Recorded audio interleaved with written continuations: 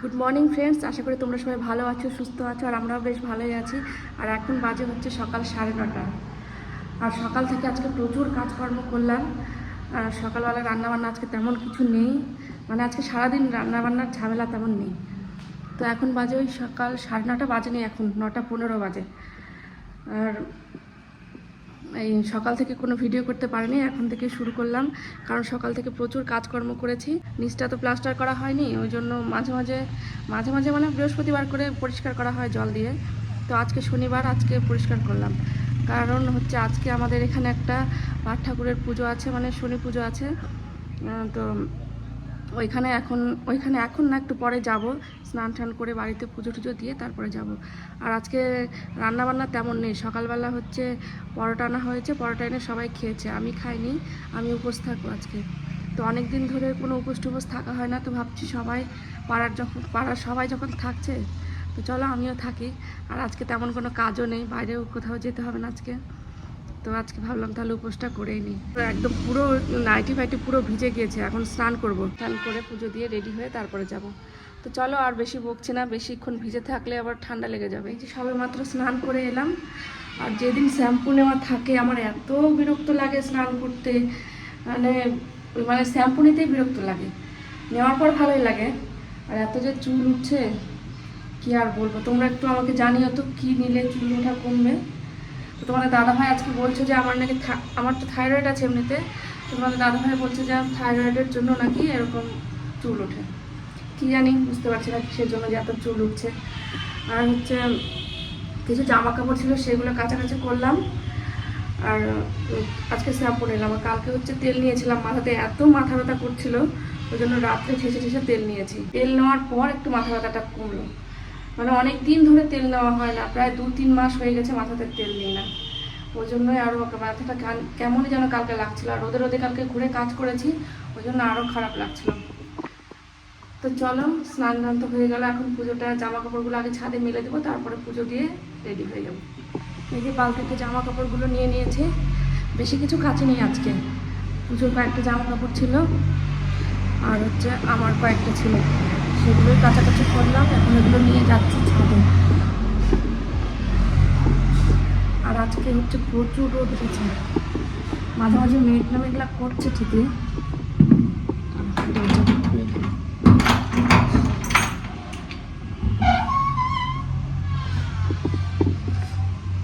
এখন রোদ নেই, মাঝে মাঝে উঠছে, এমন রোদ উঠছে, আবার মাঝে মাঝে এরকম মেঘলা হয়ে যাচ্ছে। মেঘলা দিনটাই ভালো লাগে। আর এইদিকে দেখো, এইখানে ছাদের ওপরে একটা রান্নাঘর এইভাবে মানে তাঁবু দিয়ে কোনো রকমে ঘিরে রেখেছে। এখানে হচ্ছে জল গরম করা হয়, পেছনে জল গরম করতো যেখানে, সেইখানটাতে হচ্ছে ওই বৃষ্টিতে জল হয়ে অনেকটা ডুবে গিয়েছিল, উনুনটা একদম ভিজে গিয়েছে। আর এই যে খড়িগুলো এখানে ঢেকে রাখা হয়েছে, মানে ছাদের অবস্থা খুবই খারাপ, অত দেখাচ্ছি না। চলো জামা কাপড়গুলো মেলে নেই। এদিকে আবার তোমাদের দাদাভাইকে পাঠালাম প্রসাদ আনতে, তো গেল প্রসাদ আনতে, আর পুচুকে একসঙ্গে নিয়ে চলে আসবে।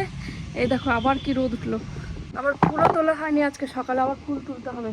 ওইখানে আছে কিছুটা ফুল আছে, আর নিচে কিছুটা আছে, এখান থেকে তুলে নিয়ে নেব। আর এখানে একটু দাঁড়ায়, রোদটা একটু কমলে তারপরে জামা কাপড়গুলো মেলবো।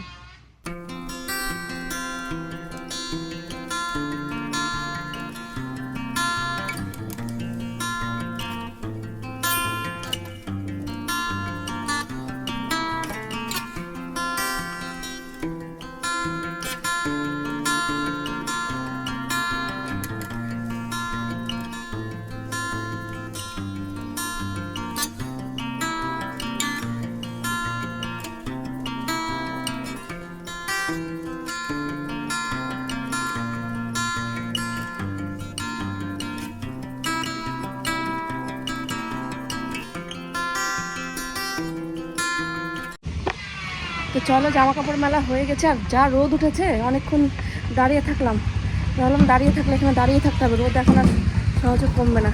মেলে দিয়ে চলে যাচ্ছি, দরজাটা খোলা থাক, আবার আমাকে আসতে হবে পুজোর থালা বাসন নিয়ে।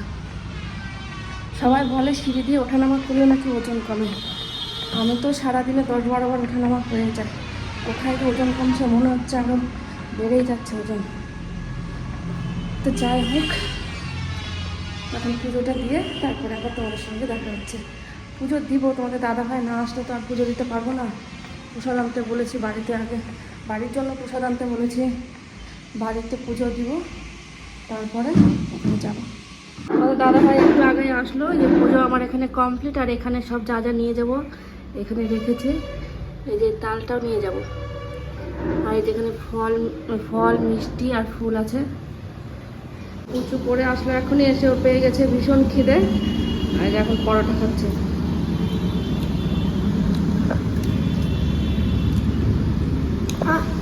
না না খাবো না আমি। এই দেখো আমি একদম রেডি হয়ে গেছি, একটা লাল আর যে সাদা শাড়ি পরে নিয়েছি। আর এই যে পুজো এখানে বসে আছে, ওকে কতবার করে বললাম চ চ, গেলই না। ওইদিকে পুজো প্রায় শুরু হয়ে গেছে, মানে শুরু হওয়ার মধ্যেই। তো আমি এখনই যাবো।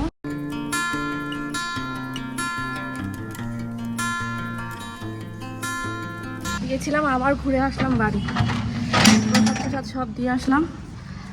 আসলে আলতা পরতে ভুলে গেছি, আলতা পরার জন্য আবার বাড়িতে আসলাম। আলতা ঠালতা পরবো, আর দক্ষিণা নিতে ভুলে গেছে। আলতা পরবো আর দক্ষিণা নিয়ে তারপরে যাব। এখনও পুজোয় সবে বসলো, দেরি হবে, একটু দেরি করে গেলেও অসুবিধা নেই। এখন ওই 2:30 মতো বাজে। চলো তাড়াতাড়ি আলতাটা পরে নিই। তুমি আলতা পরে যাওনি, তখন যে তুলি বানালে? আরে তুলি বানাইছি, ভাবলাম একটু পরে করবো, ভুলে গেছি করতে।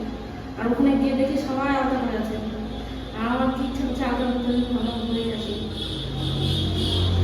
আলতা পরে দেখি দুদিন পর আমার পা কাটবে, হাঁটুটা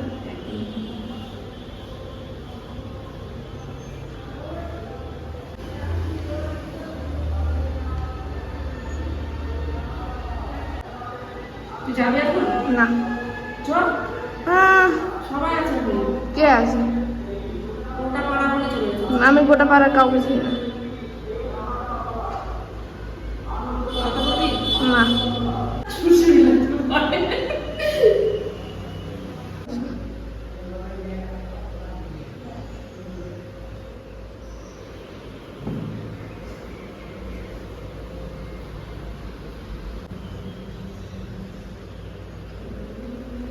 হলো? তোমার ফ্রি নেল পালিশ না হয়ে গেল, ফ্রি নেল পালিশ না হয়ে গেল।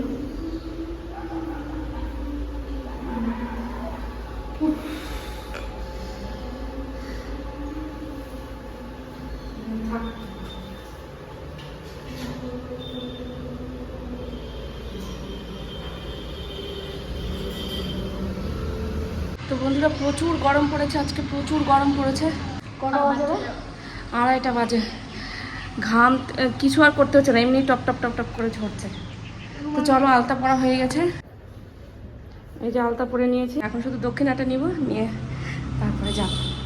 এই কি করবি, বই পড়বি নাকি? পড়, আমি যখন ডাকবো তখন যাবি। তো চলো আবার যাই ওখানে, ঠিক আছে?